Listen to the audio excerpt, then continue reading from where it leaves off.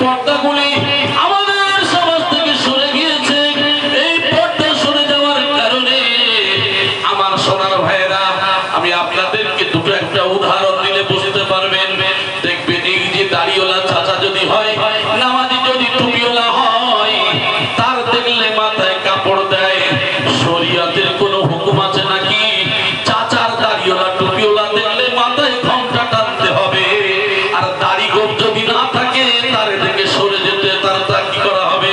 তার কাছাকাছি যেতে হবে। আমার সোনার ভাইয়েরা, হাদিসের মধ্যে বলা হয়েছে, হাদিসের মধ্যে উল্লেখ করা হয়েছে এই পর্দা সম্পর্কে। এখন দেখা যায় কি করেছে, বাচ্চাকে মা শিক্ষা দেয়, বাবারে ও বাবা তোমার এখানে দাঁড় করিয়ে দিচ্ছি, আমি গোসল করছি পুকুরে, খবরদার কোন লোক আসলে তুই বলিস, কি বলিস, লোক আসলে আমার বলবি মার পুকুরে কোনো কাঠ নাই, পর্দা নাই, পুকুরে গোসল করে। পুকুরে গোসল করতে নেমেছে, একজন ব্যক্তি হেঁটে হেঁটে আসে, আর বাচ্চা বলে মা, বলে কি, বলে লোক আসছে। মা কাপড়গুলো ঠিক করে নিয়েছে, তো দেখে একজন মানুষ এসেছে, বলে ও তো মানুষ নয়, ও তো অমুক পাড়ার অমুক।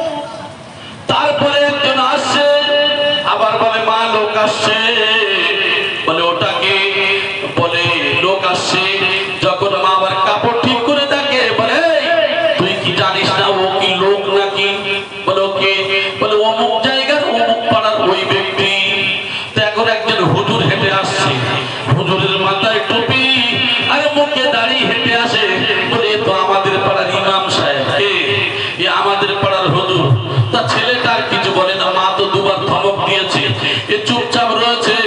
আর যখন কাছাকাছি আসে, মা দেখতে পেয়ে বলবে, ছেলেকে ধমক দিয়ে বলছে, এই ছেলে বেটা তুই কি দেখিস নি লোক আসছে? বলে না ও মা, এটা তো লোক নয়, এ তো আমাদের পাড়ার হুজুর, এ তো আমাদের পাড়ার ইমাম সাহেব।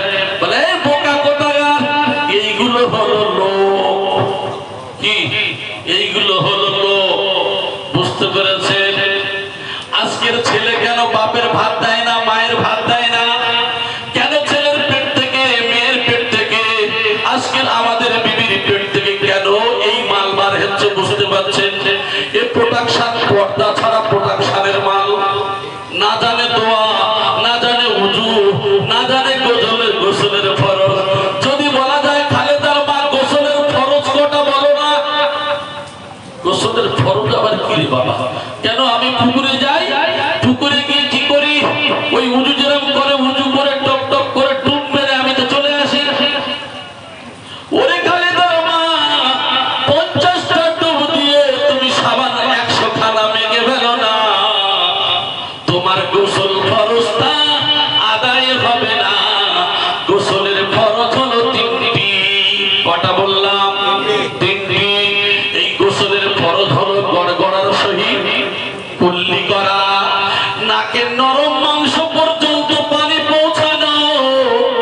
আমরা কিন্তু পানি অনেক দিই, পানি নিয়ে শুধু দিয়ার নাকে আঙ্গুল ঠিক মতো ঢোকানো দূরের কথা, শুধু লাগিয়ে ছেড়ে দিলাম। সারা জীবন নাপাক, সারা জীবন এর নামাজও হয় নাই। এ সারা জীবন কি করেছে, কি সর্বনাশ করেছে আল্লাহ পাক জানে।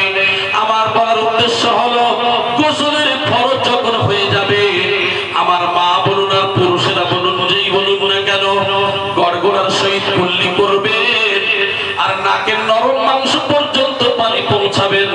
পানিটা নিয়ে এমন করে আস্তে টান দেবেন, আঙ্গুলটা প্রবেশ করাবেন, যেমন নরম মাংস পর্যন্ত পৌঁছায়, এইভাবে আপনার পানিটা প্রবেশ করাতে হবে। তারপরে সারা